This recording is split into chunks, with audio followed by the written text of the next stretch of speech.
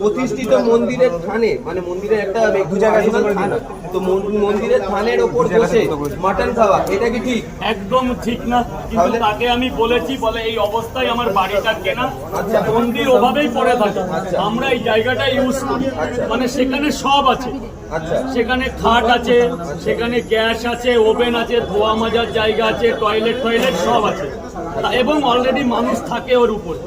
তো যখন ভিডিওটা করছিল তখন তুমি দেখোনি, যখন তোমরা উনি বলেছে যে আমরা এভাবেই খাই, এবং সামনে গণেশ পুজো আছে, তখন এখানে 1-2 থেকে 200 লোক মাছ মাংস খাওয়া দাওয়া করে। তার বাড়িতে তোমার ইনভিটেশন ছিল? ইনভাইট ছিল, হ্যাঁ। সে বলছে গণেশ পুজোয় তোমরা আসবে, এই মন্দিরের সামনে মাছ মাংস খাওয়া দাওয়া। আচ্ছা, তুমি যে এরকম বিপদে পড়েছো, আজকে তোমার কাছে এতজন এসেছে, সে কি তোমার কাছে এসেছে? সে আসেনি, এবং সে বর্তমানে সুইচ। আচ্ছা, আজকে তো তার আসা উচিত।